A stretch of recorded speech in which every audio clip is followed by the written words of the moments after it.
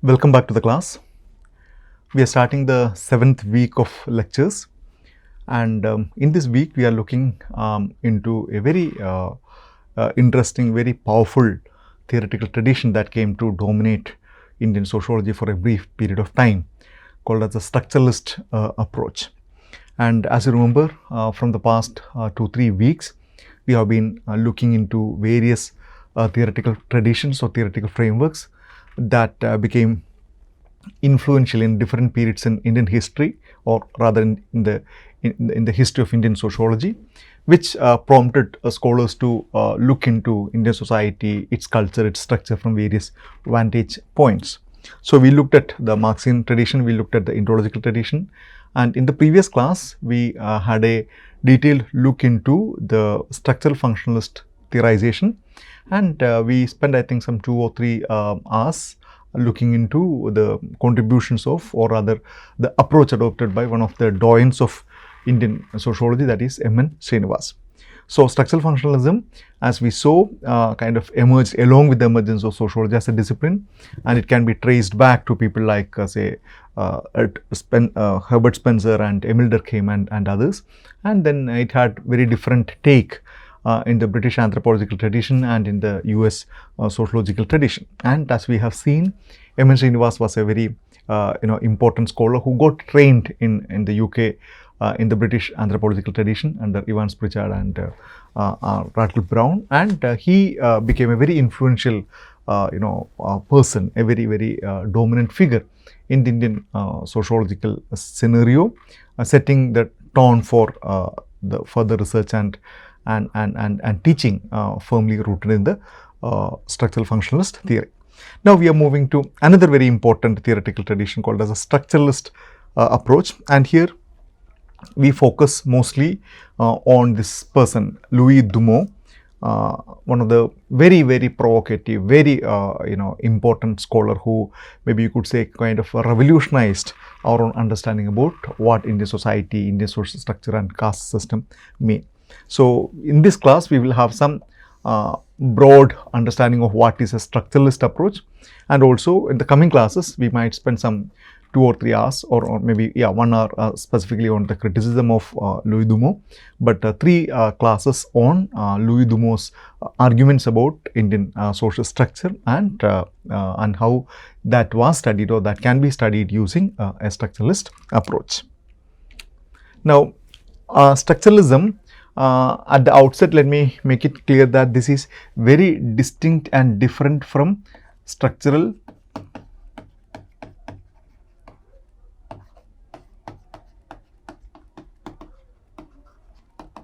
functionalism. Okay, they are related in certain sense, but they are very different. Their origins were different, their influence are different, their ideas are different, the way in which they look at society is different. So they are very different theoretical orientation. As we mentioned, structural functionalism emerged along with the emergence of sociology, with Spencer and then Durkheim and others. It had very heavily influenced by the by biology, especially with the theories of evolution. This organismic analogy was a major foundation stone on which structural functionalism emerged. But structuralism, which emerged as an intellectual movement, began in the 1950s in France, and not in UK, not in Britain, but in France, and it originated in linguistics with the work of Ferdinand de Saussure, 1857 to 1913, and it acquired widespread popularity in the 1970s among the social scientists, especially among the anthropologists. So even though structuralism emerged within linguistics, it had a very sweeping influence or appeal among various other social sciences, and especially in anthropology, structuralism became a very important framework during 1970s, and we will have touch upon a couple of important arguments. And Claude Lévi-Strauss, okay, is considered to be the kind of a founder of structuralism in anthropology. So now let us try to understand what is structuralism. Now maybe there are multiple definitions provided on about structuralism, but one of the very foundational tenets of structuralism is this argument that a system in which each element in a group can only be understood by its relation to other elements as part of a larger structure. So, I hope you remember the discussion about structural functionalism, where we talked about how there is an argument about social structure and how every part is supposedly contributing to the equilibrium of the social structure. We talked about functions and dysfunctions. So, function is understood as that part which plays, or that part that positively contributes to the maintenance of the social order or equilibrium, and dysfunction is understood as something that negatively affects the equilibrium or social order of the social system. So, here as well it is a similar kind of a proposition. It looks at society as an interconnected set of parts. It is understood as a system in which each element in a group can only be understood by its relation to other elements as part of a larger structure. So, the fundamental point here in which it differs with that of structural functionalism is that the emphasis here is not on the particular subsystems or the part, what we understand usually in the structural functionalist parlance, but rather the focus is on trying to understand the nature of these relationships. So, the argument is that you must be able to you will be able to understand the nature of a particular part only by looking into the way in which it is related with other parts of this particular whole system. Okay. So, independent part is, for example, in the structural functionalist theory, they focus on institutions. For example, they look into the institution of kinship, or they look into the institution of religion or family or marriage. Okay. So, here of course these parts are important, but these parts themselves are not the focus of analysis. Rather, they are understood as already been determined by much more deeper rules, okay, that provide their specific structure, that provide their specific place in the larger structure of a society. Okay. So, things cannot be understood in isolation. That is a very, very important argument. Things cannot be understood in isolation. You can't undertake an independent inquiry, an independent analysis of a particular social organization or social institution. Rather, it must be understood in its larger complex whole. So, the logic of a larger complex whole provides the salience or importance to the individual unit of this larger system. So, the focus must be on trying to understand the larger logic of this rather than focusing on the individual unit. It gives primacy to the patterns and relations of a substance. Okay, exactly the same point that we argued, and it will become more clear. So, structuralism argues that there are underlying structures. Okay, there are underlying structures that that provides salience or importance to individual subsystems or individual parts. And the primary task of a social scientist is to understand these patterns, and meaning is the product of structure. So, what a particular part does, or what is the meaning of that particular part or that particular subsystem or that particular institution or social organization becomes legible only once you understand the larger structure of that particular society. Okay. So, it wants a kind of a holistic understanding. It demands a kind of a comprehensive understanding of society, and it is against a kind of a more narrowed understanding of specific things.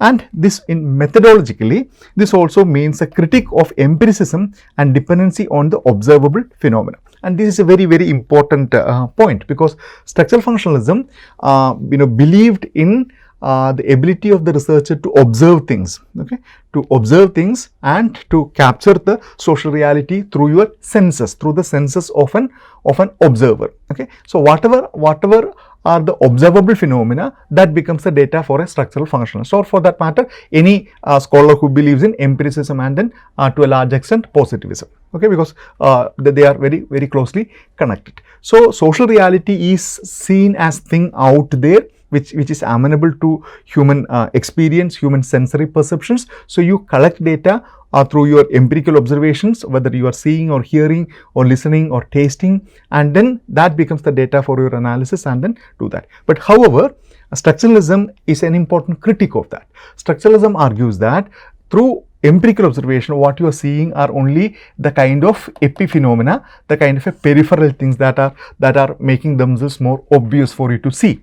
Okay, but rather the society has a structure which is deeply buried inside. Okay, the social structure is not amenable to your empirical investigation. The social structure is not amenable for you to see. It is not available for you to hear. Okay, you can't really get direct access to that, and you can't really mistake the observable phenomenon for the social structure. So it is a belief that underlying structure shapes human behavior and culture. Structuralists view society and cultures as systems of interconnected elements that work together to create meaning.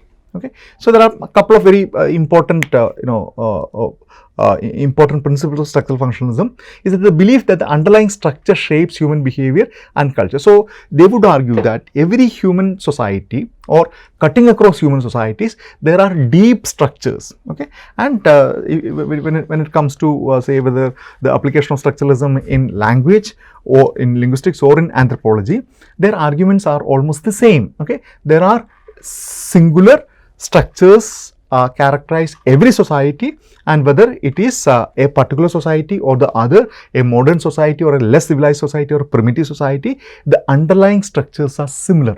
Underlying structures are same, but they manifest in different forms. Structuralists view society and cultures as systems of interconnected elements that work together to create meaning. That's exactly the same point that we mentioned. They are looking into the way in which they struck these particular relationships are important, not the individual parts.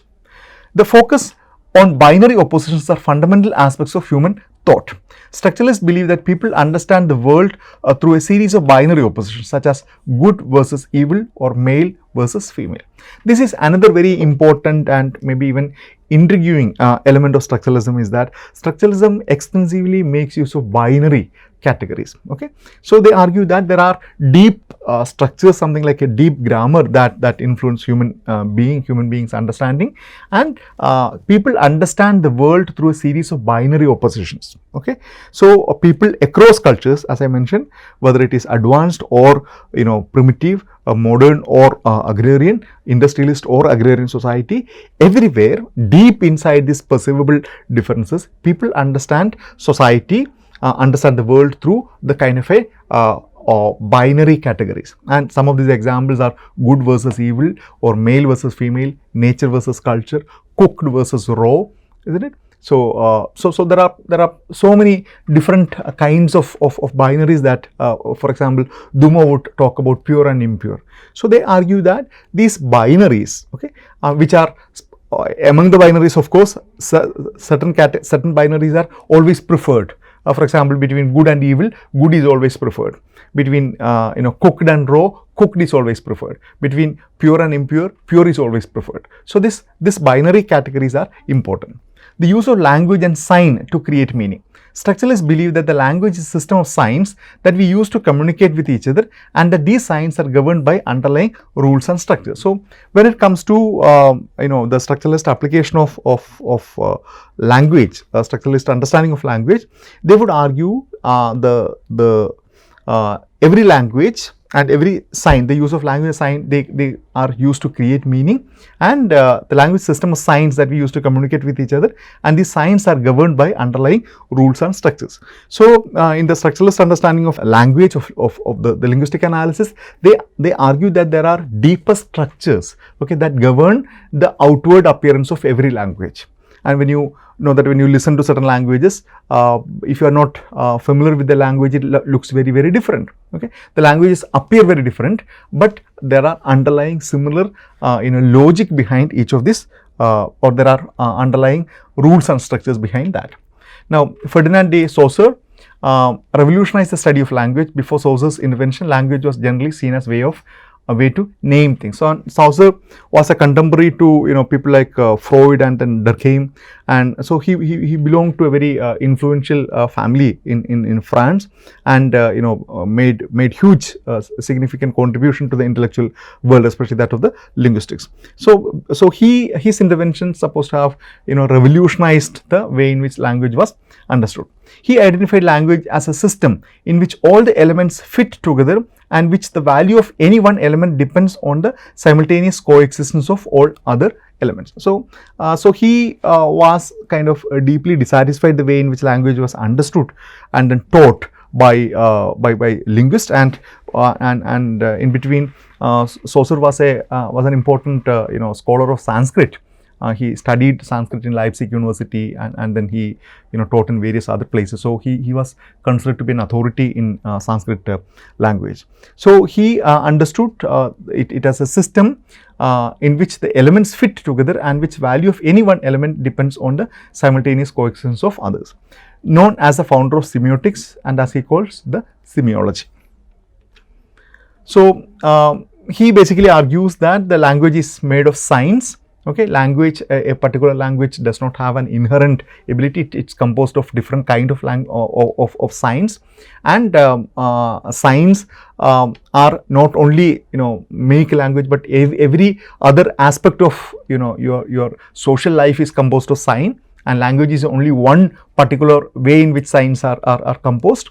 And a system of sign is composed of a signifier, a plane of expression, and signified, a plane of content. So he basically breaks it down into two things: the kind of a phenomenon that you want to explain, and the signs that you use. The signifier, the plane of expression, whether it could be a sound or a word or a letter that signifies the existence of something that needs to be signified. And when signs are put together, it communicates complex messages. So, so that's how every modern complex languages work. Now, Saussure examined language as a structure, as langue, and his ideas about the basic structure of the language apply to any kind of systems of making meaning, whether it is an official language or just a set of signals or codes like football referee signals. So he argues that when you look, say for example, when you listen to a sophisticated language, or you look at how a football match is regulated by a referee, he argues that the fundamental application or the fundamental basis of both these situations are similar, because they use signal. It is just a signals or codes. And these codes are used to communicate whatever needs to be communicated. Such a system is called a signifying system and can include any structure or systems of organization that creates meaning out of cultural signs. So it could be gestures, it could be songs, it could be signals, it could be sounds, it could be anything. In fact, just about any part of culture constitutes a signifying system, as long as that system contains signs that can be read and interpreted along the lines Saussure laid out. By determining signification, seeing how signifier are connected to signified, and determining value, seeing how a sign differs from all other signs in that system. So he says that in every language there must be a set of signifiers, and these signifiers must be seeing how signifiers are connected to the signified. When you say a table, okay, a table is composed of different sounds, and this table is used as a signifier to indicate the existence of a table, and this is a part of a much larger set of terms that exist in a society, in that particular thing, and also how a sign differs from other signs in that system. So there has to be kind of a exclusivity with respect to a sign and a signifier and the signified, and the meaning is communicated to other people on the basis of this exclusivity. So language has two components. I am not going into the details. It has langue, the body of rules and conventions governing a signifying system, and parole, the concrete instances of the use of langue. So langue, Saussure argues that is a kind of a universal, larger structure, okay, which you might find in different manifestations in different places, which is parole. Parole is the concrete instance of the use of language. It's the concrete ways in which a language manifests itself, whereas the langue is the underlying deep structure that would be more or less same across the globe, across the societies. So his argument is that whether the language of a primitive society or some of the most modern languages, their underlying structures are same, okay, but they appear differently, and the parole are the specific, okay, historically constant a temporal manifestation of a specific type of language. And the three principles of language, its arbitrariness, meanings given to the world are arbitrary. Okay, there is no specific connection between the word table and the table in its reality. They are quite arbitrary. Okay, so there is nothing inherent about, they are quite arbitrary, and their relationality, meanings of the words are relational to each other, and constitutiveness, rather than merely labeling or recording, language constitutes a word. It's again a very important argument that a language not only labels a particular thing, but it actually constitutes. Now, we are coming to Claude Lévi-Strauss, because our attention, or for us more important person is Claude Lévi-Strauss, because he is the one who used the structuralist principle to understand human society. He was an anthropologist basically. So, French anthropologist and a leading proponent of structuralism, influenced by the works of Émile Durkheim and Marshall Mauss. Marshall Mauss is another very important French anthropologist who has done extensive work among primitive societies, and Strauss was heavily influenced by Marshall Mauss. His works offered a new approach to understand cultural systems, specifically kinship and myths, in terms of its structural relations. And he proposed an alliance theory to study kinship relations. We will look into that briefly. So, Lévi-Strauss has worked extensively on some of the basic anthropological categories by providing very significant revision to the existing understanding. His works on kinship and then myths, how myths have to be understood, because myths are important part of every tribal society, or every society for that matter. So, he undertook this analysis of myths in many of the tribal societies. So, it presents a cultural pattern as a result of the subconscious of the universal human knowledge. So, similar to the Saussurean argument that there is a universal structure for every language. Okay, every language, even though they look different and they sound different, they all come from they all have a universal structure. Similarly, Lévi-Strauss would argue that though the cultural patterns of societies are different, at the level of subconscious, at the deep inside human psyche, there are universal human knowledge. As the link between social norms and the mind's thought process is deep rooted within individual cultures, it becomes logical thought, taking specific actions, thoughts and activities and conceptualizing them. Okay, so the link between social norms and the mind's thought process is deep rooted within individual culture. So, the way in which certain social norms appear themselves, okay, certain customs appear themselves, certain manifestations appear themselves, are only locally diverse manifestations, okay, of these social norms and the deeper deeper thought process of human beings inside each culture. So you can't be misled by looking only into the outward manifestation. Even with this universal knowledge, every culture retains its own specific cultural structure. So, Lévi-Strauss argued that there are universal cultures, but above these universal cultures there are more specific regional variations. So, he presented the idea of binary oppositions. As we mentioned, these binary oppositions are something so important for the structuralists, and their argument is that human beings make sense of the world through these binaries with specific preference for one over the other. Each individual concept has an opposite concept that is codependent on it, life versus death, self versus other, culture versus nature, and we mentioned yesterday the man versus female, male versus female, the cooked versus raw. Cooked versus raw is a very important terminology used by Lévi-Strauss. So, no one of such concepts can exist without the other, known as the unity of opposites. So, this binary between say for example self versus other, okay, or say a life versus death. Now, a life loses all its meanings and relevance and salience in the absence of death. Similarly, the self, that the self does not exist in the absence of an other, and other does not exist in the absence of a self. So, while they are opposite, they are connected with each other, they are constitutive of each other, each one of them derives their own salience only in the presence of the other. And that is why he talks about the concept of the unity of opposites. Every community takes these concepts and makes them specific to their individual culture and unite them under a unique cultural standpoint to form a structured and organized society. So his argument is that there are these deeper structural dimensions of every society which are not amenable to individual people, but every society has learned to make these deeper structures manifest in different forms, and for a social scientist to observe things only through their empirical means, what is observable are only these kind of a manifested things. Okay, so things that are deeper inside, things that are the deep structural dimensions are beyond the sensory perceptions of human beings. Now these are the major works: the elementary structures of kinship, the savage mind, okay, and the structural anthropology, myth and meaning. So these are some of his, especially his savage mind is a very celebrated work, and his specific works on kinship and myths are considered to be major contributions to anthropology work.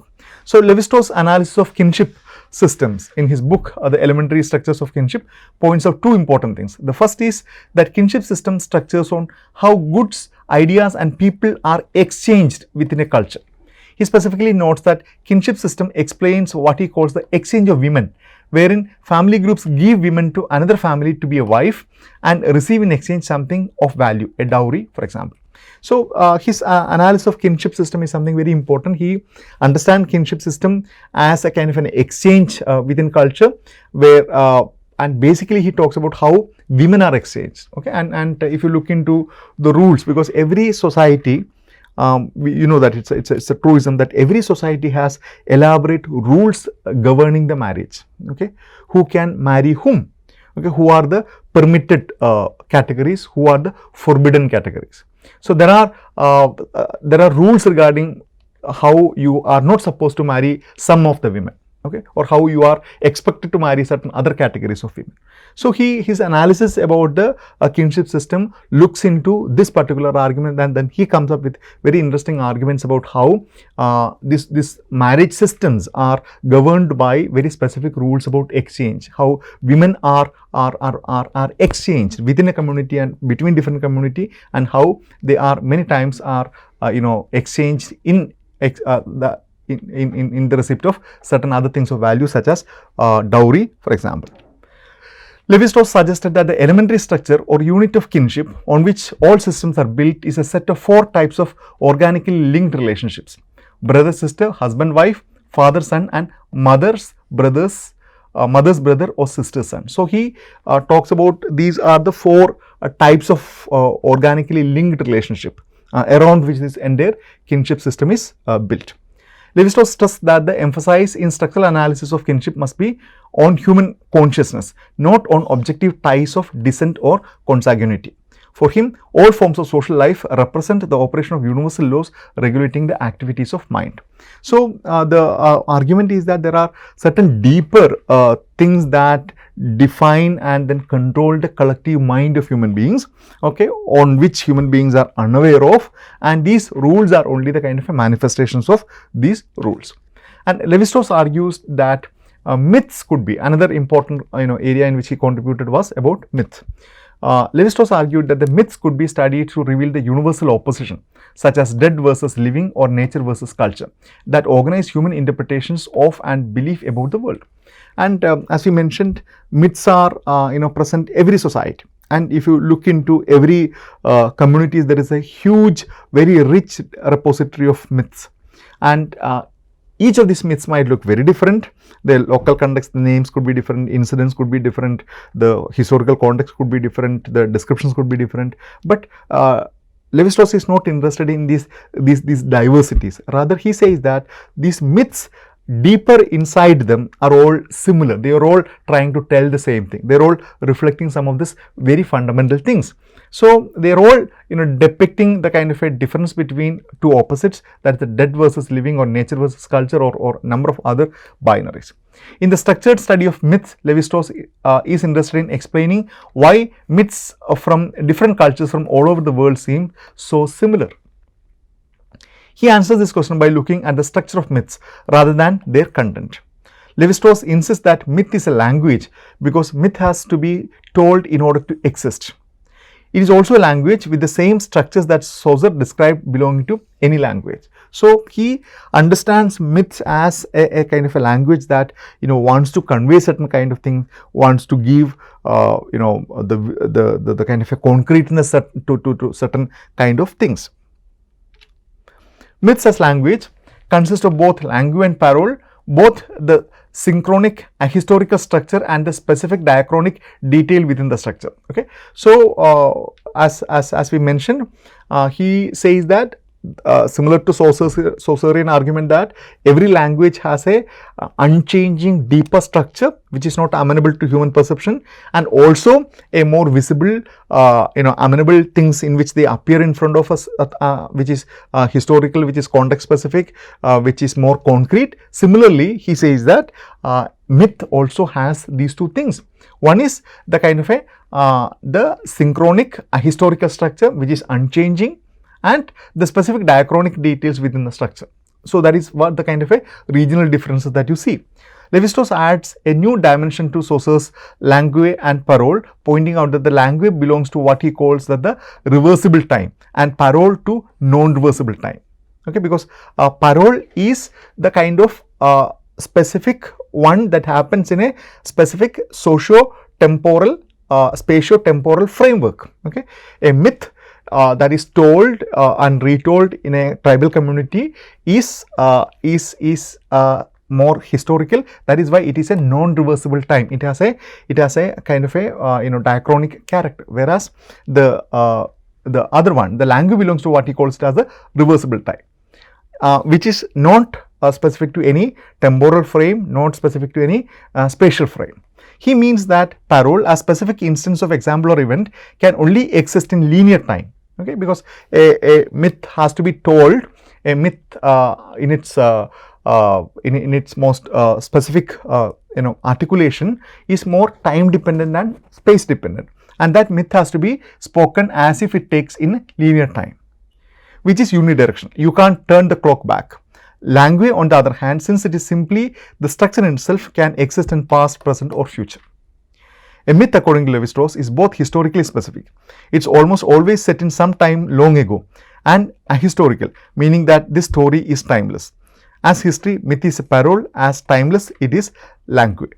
So, as history, myth is parole, because when you talk about history, you'll have to be concerned with the specific historical context, and as timeless, it is langue. Now, as a method, structuralism in anthropological form is derived from the structural linguistics of, this is a kind of a repetition that came in Sociology of Marshall Moss. Lévi-Strauss proposed structuralism as a method to reveal the underlying structures of cultural forms. It focuses on the effects of universal patterns in human thought on cultural phenomena, the same points that we discussed so far. Now, what are the kind of criticisms? Structuralism has often been criticized for being ahistorical and for favoring deterministic structural forces over the ability of people to act. So, one of the fundamental, maybe even shocking or maybe very important argument of structuralism is that we are all defined and determined by some deep structures. Okay, so every society across the globe is determined. So, it is a very deterministic model. Okay, it's determined by certain deep structures on which we have no kind of direct access. And this is a very pessimistic understanding about human agency, the way in which human societies are capable of transforming, the way in which human beings are able to understand themselves. So, it's criticized for being ahistorical because, first of all, it tells you the story of, not about the story of human development over a period of time, but he would say that human beings who existed, say, thousands of years ago and today are ultimately the same. Their cultures are the same, which is a very problematic argument, and for favoring deterministic structural forces over the ability of people to move. As the political turbulence of the 1960s and 70s, especially the student uprising of May 1968, and then of course later Vietnam War and the kind of uprising in US began affecting the academy, issues of power and political struggle moved to the center of people's attention. Okay, so this particular very status quoistic argument lost its significance. During this late 70s, and questions of power, questions of authority began to assume the center stage. In the 1980s, deconstruction and its emphasis on the fundamental ambiguity of language rather than its crystalline logical structure became popular, which proved fatal to structuralism. So, by 1980s, deconstruction assumed significance, the theory of deconstruction, and its emphasis on the fundamental ambiguity of language. So, how power is able to present language in different forms, the kind of connection between knowledge and power that we discussed earlier. So, all these things became important, and then structuralism kind of began to lose its significance. Okay. So, this was a kind of a just very brief introduction, very broad overview of structuralism, and we will start working on Louis Dumont from the coming classes onwards. Thank you.